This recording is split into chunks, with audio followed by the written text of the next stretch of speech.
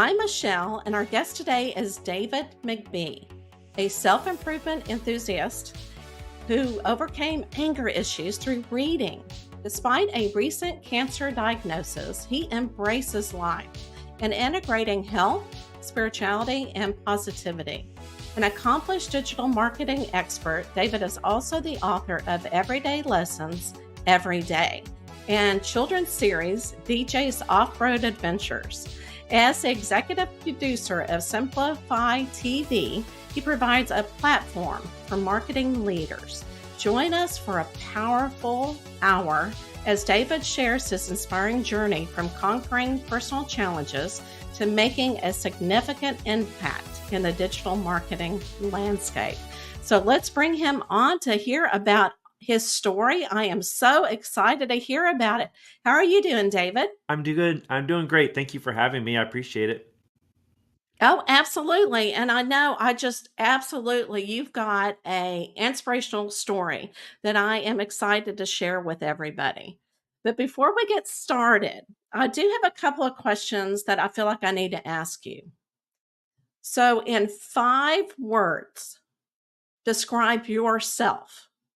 And this can be separate words. It doesn't have to be in a sentence, but describe yourself using 5 different words. Well, let's start with grateful. That's my number one word. Positive, hopeful, inspiring. I'd like to think. Is that 4? Yes. And Yes. And uh, one more. and bald. Involved? Bald. Oh, bald. I had to make sure I heard it correctly. Bald. Yes. Okay. I love that one. Okay. Now use 5 different words that how people would describe you. Grateful. Everyone knows that's my superpower. So like that's probably the first Right. thing. At least I hope that's the first thing they think of with me. Um, Mhm. High energy, which I think is 2 words, but we're gonna call it one. We're gonna bundle Oh, them. absolutely. Uh, Fun, hopefully. Um, Positive. I'm gonna go with positive and bald. Oh. All right, and it's so interesting because, I got something a little bit from that. Are you a rule breaker as well? I am definitely a rule breaker, and as a podcast host who does Yes. very dry topics, sometimes we do ad tech and things. I'm always hoping my guests will bring a little bit of humor to the interviews, so I try to do that as well. Oh, absolutely, absolutely. Okay, so we have so much to cover, and I just kind of want to, take the puzzle pieces of your life. I know people go, don't think of my life as a puzzle piece, but we're going to look at puzzle pieces and look at what you have accomplished, which is a great deal. So, what I want to bring on first are the books, okay, that you have created. And they're so different, but they're alike at the same time. But let's first bring up your one book, the first book that you wrote, I believe, if I'm correct on that. But it's Everyday Lessons Every Day. So I loved it. And why I loved it is because I felt like I was reading your journal. I felt like, I was invading because you gave so much of yourself whenever you wrote that book. What inspired you to say, you know what? I need to get this out. I need to write this book. So what inspired you to write? Well, first of all, it kind of was a journal, honestly. Um, I had taken it upon myself to go on this journey of self improvement because, as you know, reading the first chapter, things were not amazing at my house. Mm. Uh, I was, I was, had very short temper. Everything irritated me. Like I just would let the littlest things just put me over the edge, and it was really difficult for my family to be around me. And Mhm. so there's a whole lot more to that story, but to get to the point, I said, I think I'm I think I'm going to lose my family if I don't do something. And I had always used books to help me in my career. Back in the day, I read Think and Grow Rich and How a Man Thinketh and How to Win Friends and Influence People, things that made me a better speaker, manager, entrepreneur, things like that. So I said, well, I'm going to read relationship books and see if that helps me. And so I made a commitment to read every day, which I didn't always follow that commitment, but I got pretty close. And I would take the lessons from those books and apply them to my life. And I guess I just started realizing I'm going to document this a little bit. I'm going to say, okay, here's something really crappy that I did to my 12-year-old daughter. Like I just made her feel terrible because I lost my temper. And then here's a lesson I learned from a book, which was maybe I'm thinking off the top of my head, apologize first. Like always be the first to apologize, Mhm. even if you really, really want that apology from the other person. And so I would implement those lessons and then write about the outcome. And I didn't honestly know if it was going to be a book I'd publish one day, but when I got done with it, I was like, this is this is what a lot of people probably need to hear. Like, I know I'm not the only one out there who could benefit from getting into the habit of reading every day, and reading absolutely positively impacted my life in such a powerful way. I just wish everyone would make it something that they do. So that's why I decided to publish the book. Oh, and absolutely, and like you said, it was a journal. So, not only did you know that you had anger issues, but you really looked in and you looked inside yourself and thought, "You know what? What can I do to change that?" So, you really embraced yourself and you were very honest with yourself, which a lot of people have difficult time with, but that's how you heal and everything. I'm gonna tell you the 3 chapters that I've read that really, sang my name, and it really resonated with me. And the one chapter that I really liked was Cherish Her. Why did you like that And one so what much?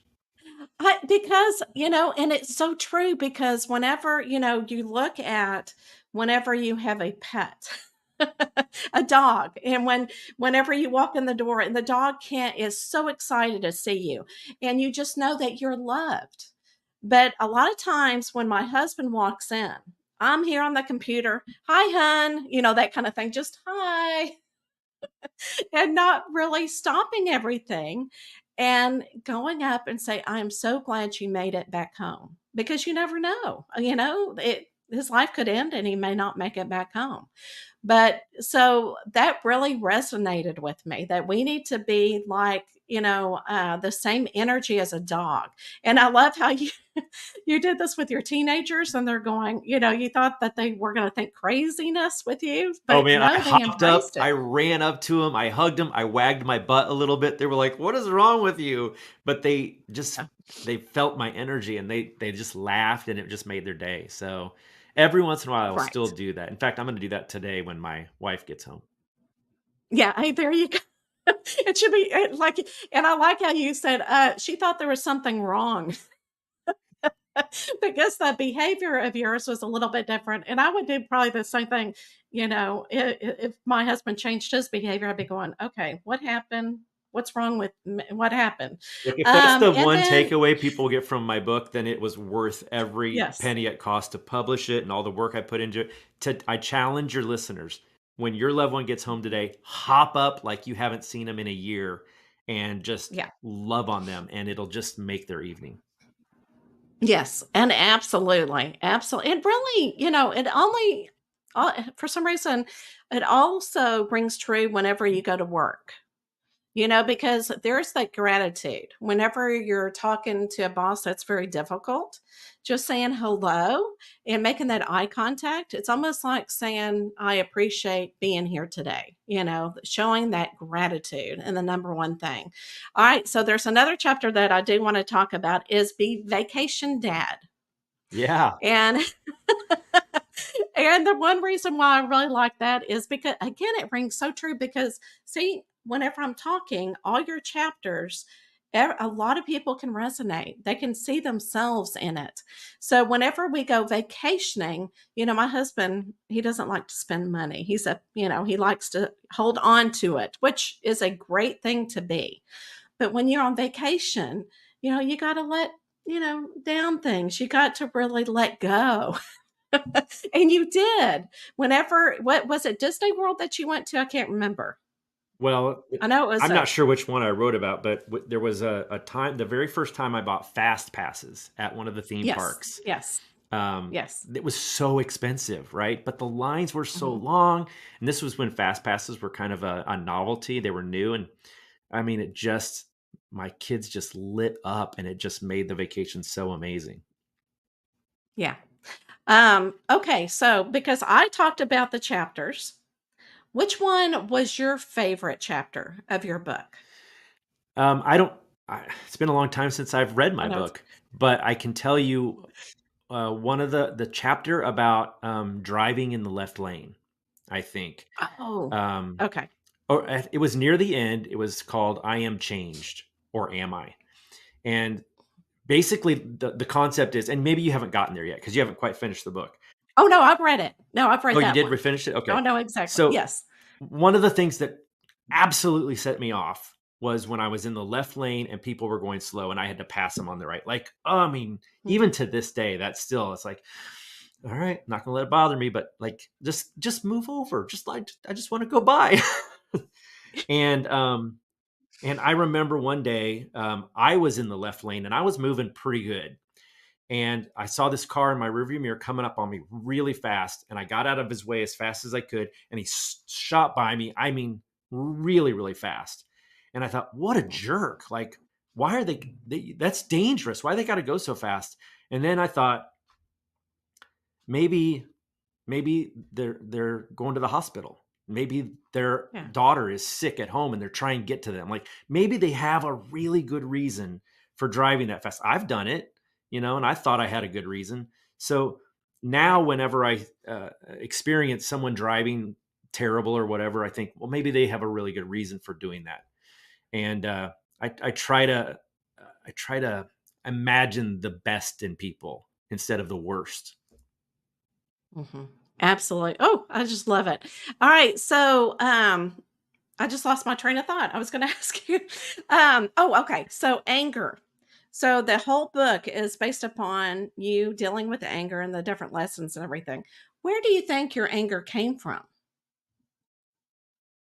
You know, I think it came from my own frustrations that I wasn't doing better in my life. Like you described me as this successful guy, and frankly, from any point of view, I am, but I never felt like it was enough. I Yeah. always wanted more, whether it was more money or a better career or more more notoriety, whatever it might be. I just always wanted more, and I never felt like I was achieving the very best I could achieve. So it was Mhm. probably something to do with my own feelings of inadequacy. Ah, I see. All right, and in your book, you also disclose that you would write things that you were working on your wrist. Yes, Do you have anything written on today? I actually finally broke down and got a tattoo. I don't know if you can see that, but it says Yeah, is it WW Heart D. So it's heart? like it's similar to what would Jesus do, but in my Yeah. case, it's what would love do. And the Oh, concept I is love it. that in any situation that you're in, either you're fighting with someone on Twitter, or you're in the left lane and trying to get out of the way, or you're at the grocery store and people are being jerks. If you ask yourself, well, what would love do in this moment? You're always going to make the best decision for yourself, for your community, for the people around you. What would love do? The answer to that is a guiding principle that if we all followed that, can you imagine what the world would be like if we all followed that that guidance? So that's the one I finally broke down and tattooed on my wrist because it meant the most to me. Well, that way you don't have to think each day. And really Yeah, and I love that because it's so and I don't want to say general, but it goes with different situations. It's one that will carry through a lifetime basically. exactly. So, and I feel like, let's get back with your accomplishment because I feel like you have accomplished so much and I think a lot of people like you said just feel like they haven't done enough. And I just commend you with your message and everything. So let's go ahead and talk about your next book series. And of course, being an educator, I love this. So why did you come up? Oh, let me go ahead and read it for the people who are just listening. It's DJs, okay, is the series. And there's different ones. It's Faces is Fear, Girls Rock, and Better Together. So looking at the whole series, why did you decide to use a Jeep? Is it a Well, Jeep? well, if Jeep calls with their lawyers, it's not technically a Jeep. Oh, okay. It's an off-road vehicle, but Oh, it there you it go. is inspired by a Jeep because I'm a huge Jeep fanatic. I've been driving Jeeps since I was 16. And the Oh, story of how the first book came about is it's kind of fun. I went out to Moab, Utah, which is like where all the big off-road obstacles are. It's like the bucket list place for off-roaders from all over the world. And I was with some very experienced Jeep people, and I wasn't that experienced. Even though I've been driving Jeeps my whole life, I hadn't really done anything like that. And they took me on a trail called Hell's Revenge. And the entrance to Hell's Revenge is this, they call it a fin. It's like this big rock that comes out of the ground. wow. The easiest way to explain it is, the sandworms from Dune? Like, Oh, imagine yes. trying to drive a Jeep on the back of a sandworm that's frozen. And so it was like a 70, 80 foot drop on the left, 70, 80 foot drop on the right. And I'm driving up this thing going, what are we doing? Like cars are not supposed to be here. And it's not flat. So you're doing this the whole way. I had a massive, massive panic attack. Like I'm shaking retelling the story. That's how much it impacted me. So I put the car in park and I was like, I can't do this. I drove 15 hours for nothing. I got to turn around. I got to go back to Kansas where it's nice and flat and safe. Like, this is not for me. I can't do this. And all my friends like just stopped. The guy in the Jeep in front of me got out and he came back. The guys in the Jeep behind me got out and they walked up to me. And there's like, I'm standing there looking at them at the drivers and they're like, you got this, man. We take your time. There's no hurry. Nobody's pressuring you. You're safe. And like, so we just walked through this obstacle. And then over the course of the week, they challenged me to do things that absolutely terrified me. All these huge shelf roads with Mm, 1,000 foot drops and things like this. But it was the right. greatest week of my life. It was so fantastic to face these fears and have that adrenaline and experience it. And I would get back Mm, and I would tell people that story. And somebody was like, you sound like the little engine that could. And I'm like, okay, hang on a second. Maybe there's an idea here. And so I hired an illustrator and sent him my script and my prompts. And before you knew it, we had a book. And it was all based on DJ facing his fears and his friends coming to mm. his rescue and helping him to overcome those fears. Well, and I gotta show everybody another picture that I found. I think it's on Instagram. That you went out to schools and actually spoke about it. And being an educator, I remember we would have, guest authors that would talk about their books. And your book, to me, I used to also work with children under the autism spectrum. And believe me, they love anything with wheels on it. And so that's why I identified with the story. And I think, you know what? That's another thing that they can read and learn, about tribulations and about being brave. And so, but I absolutely love this picture. You are so brave in itself, getting in front of school children at that and presenting your book. So, how many years did you go around showing everybody your book? Well, ironically, I published that book right about the time COVID hit. And so it, Oh, it okay. just was an instant failure. Like, I Right. couldn't promote it, I couldn't get out there. So when the mask mandates kind of settled down, I was like, I started calling librarians around my neighborhood and I was like, hey, just let me come in. And they're like, what do you charge? And I'm like, I don't charge anything. Just let me come read the book, you Right. know? And I I think I don't know if you've ever cooked something for someone and you just want to see that look on their face when they take that first bite, right? That's how I feel about my books. Like, Yeah. I love hearing that you read my book and that those chapters impacted you so much. That just means so much to me. It means so much more to me than the $2 or $3 I made on the purchase, right? Like, Right. I wanted to Right. go to these schools and I wanted to see these kids' faces when I read them the books. And I'll tell you real quick, one of the most fun things about that is I would show them the the cartoon imagery from the book, and then I would show them the real life photographs of the Jeep on Mhm. the mountainside, and they would go, "Oh, Oh, yeah. oh my gosh!" And then some of the teachers thought it was so cool. I would bring my Jeep and I put the eyes in the windshield with the Mhm. kind of a sun visor, Oh. and the kids would come out and like pose with it and take pictures and touch it and climb on it, and oh my god, it was just so much fun. Oh, yeah. Oh my gosh, that is amazing. See? I mean, it just you're amazing all of us. All right, so let's go ahead and talk about because I know there are a lot of people out there with a cancer diagnosis. All right. How did you get your cancer diagnosis and how did you handle it? And how are you handling it now? That's a lot. Okay. Um, your listeners are like, "Whoa, 180." Yes, yes. I know it's hard to get everything. Like I said, you've done so much and you had learned so many lessons. And I know that with cancer diagnosis, it's very interesting how people learn so many lessons through the experience. Yeah, it has been the greatest teacher of my life. It honestly has. So, Right. to answer your questions, I had a routine colonoscopy at the age of 51, almost 52, and they found a couple little nodules. It was not colon cancer. They said I had a clean bill of health there, but there's this little nodule. We're not sure what it is. Let's go check it out. They did a biopsy on it, and it turned out it was something called neuroendocrine cancer. Neuroendocrine cancer is kind of rare. Um, Not so rare that you've never heard of it. Steve Jobs had neuroendocrine cancer. Aretha Franklin had neuroendocrine cancer, but you don't hear that. If you were to Google it right now, you would hear that, or you would read that Steve Jobs died of pancreatic cancer. Well, that's not entirely true. He died of neuroendocrine cancer in his pancreas.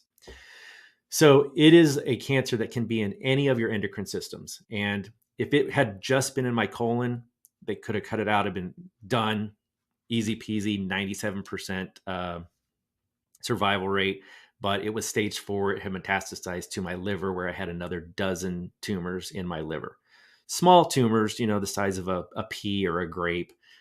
Um, and that was bad news. That was like really bad news. That was like, you've got X number of years left news, right? Like, this isn't something we can Right. fix. Um, so then sorry, I need a breath.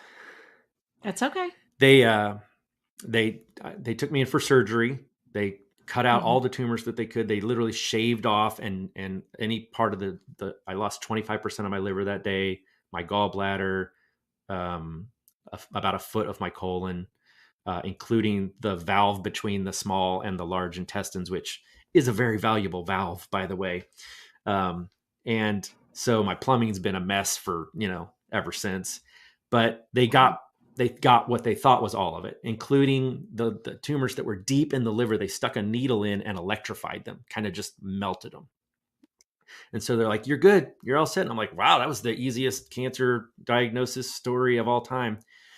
And then 3 months later, we're doing routine scans, and there's some more tumors in my liver. So I was in denial, really. I thought, okay, I'm done with this. But the reality is, I wasn't done. And this is the kind of cancer that I may never, ever, ever be done with. It's the kind of cancer you live with. And luckily, it was caught early. And it's the kind of cancer that I possibly could live with for 20 or 30 years, right? If I take the Mhm. right medications and I do all the things in my daily life. um, I tell every cancer diagnosee that they need to pick up a book called Radical Remissions. Radical Remissions has 10 steps that you can take in your everyday life to ward off the cancer beyond what you're doing with your doctors. And so Mm. um, I am about a year and a half in now. I'm still walking around with these tumors in my liver. They have some impact, like I said, on my plumbing, but other than that, I feel great. Um, and I have a scan coming up here in about a week, and I'm a little nervous about it because it's been 6 months since I've had a scan. So how I'm dealing with it is Uh, I've just changed so many things in my life. And the number one thing is truly overcoming those anger issues. Mhm. There's a lot of research that shows that stress impacts your endocrine system. And this isn't the case for everyone. And I have to be very careful. And when I say this, because I don't want people to think that they can get cancer from stress. But in my case, I believe my stress truly triggered this cancer inside of my body. And so I try to live a stress free life in order to minimize its strength and growth and overcome it, along with several other things that I do every single day that are very different from the life I led before cancer. All right. And so whenever you found out about it, how is your family coping with it with you? What has changed there? It actually brought my entire family much closer together. Like we were close anyway. I've been married to Right. my wife 25 years, and I call it the love of a lifetime. But cancer just actually made it stronger because it said, "Hey, I could lose you, and we could lose each other." Like, and when you put that on the table, it just makes you embrace the one you love even more. My daughter, she's a little clone of me, super positive attitude. Everything's going to be okay. Sunshiny, rose colored glasses all the time. She was like, "You're going to be fine, Dad. You're going to be fine. If anybody can beat it, it's you." Like, I don't think she shed Yeah. a tear. Right. My son, Right. who my Right. Right. son is an empath, like he really, Mm-hmm. really feels things. So he had a little harder time with it. Right. But overall, it's been really good for our family. I'm I'm I'm like one of those cancer patients that you're going to talk to. That's like not mad at his cancer. Like I'm grateful for Right. all the lessons that it has taught me and the gifts that it's brought my life. Well, thank you for sharing. And I know it is very difficult because it is such an emotional subject. And I know, again, you're going to help so many people with your inspiration. While you were talking, okay, I wanted to write down, actually, I got 6 words, 6 words to describe you. Okay. From my point of view and from our conversation. Okay. So warrior, definitely a warrior. You're a teacher, you give, give, give, give. Even though it's very emotional, that's what you're giving us right now. You're very spiritual, inspirational, and then love. Okay, so I had five words, and then I figured out, oh, I need to put love in as well, and that's what radiates from you. Those are really So, nice things Dave, to hear. Thank you. You forgot bald though. oh, oh yeah, that's true, and bald, and very bald. No, I'm just it's okay, but you got lots of hair right here, right? Yes, yes, I'm On your compensating on chin, my your face. little Yeah, beard. yeah. That's exactly right. That's exactly right. Are you ready for the last question? Are we there already? We're already there at the last question? Just this is so much fun. Yeah. I don't want to go. Well, and you're not yet. You're not yet. So Okay, the question, and then I'm going to bring up one more thing. Are you ready? ready. I feel like again, I know it's so much fun to talk and have a conversation, and sometimes it is hard to come to a close. Just like reading a good book, right? Right. Oh my goodness. Okay. My favorite So child. what would Oh, favorite oh no. childhood Yeah. toy. Yeah, yeah, I don't want to put I'm not going to put that. What was your favorite childhood toy and why? um, Man, I gotta go with Hot Wheels. Like I had the best Hot Wheel collection with the orange track, and we would go out Right. and we would run that track out in the front yard down the street. Like, oh, I Oh just wow. loved racing Hot Wheels. It was the best. And I would imagine myself like being in the driver's seat of the car and just also then I had little toy Jeeps and things like that, and I would play with them in the Yeah, dirt and things. Oh, there's you can dream and have so many experiences with Hot Wheels. I still buy them to this day. that's true. Yeah. Oh, wow. So you're a collector of Hot Wheels. Well, actually, I buy all the off-road vehicles, the Broncos, the Jeeps, the trucks, and I keep them in my Jeep. And when kids say, I see kids pointing at my Jeep all the time, I always give them a Hot Wheel when I see them. Oh, that's so cool. Oh Yes. my gosh. See, giving. You're giving so much of yourself. Okay. So is there anything else that we did not bring up that you want to make sure that we get in this episode? Um, actually, yeah, actually, there's one thing that I think a lot of people are neglecting, and that I have come to discover is absolutely vital in all of my cancer research. It's funny, sometimes I feel like I know more than my doctors because they don't have as much time as I do to research cancer. I read or listen to podcasts every single day on the treadmill. So I've got hundreds of hours of knowledge in my head. And one of the things that I've learned that is so simple that everyone could do right now is get more sleep.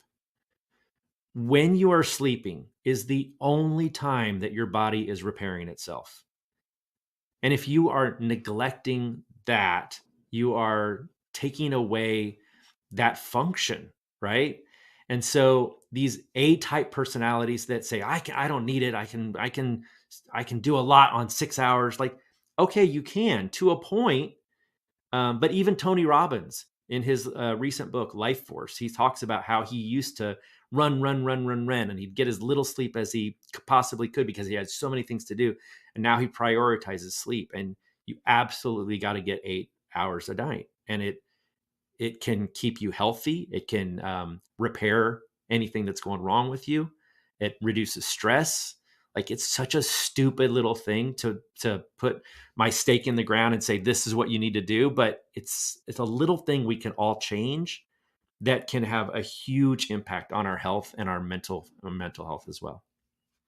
Yeah. I absolutely love it. And I need to tell my husband what you said because I tend to sleep 10 hours, 8 to 10 hours a night. It's and if I don't function. And I'm grumpy and I can't think straight.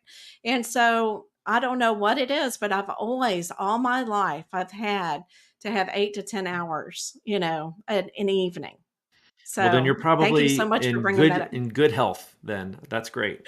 Uh, absolutely, absolutely. So where can everybody find you, David? What is your favorite social media where they can find you? Well, let's go with davidmcbee.com.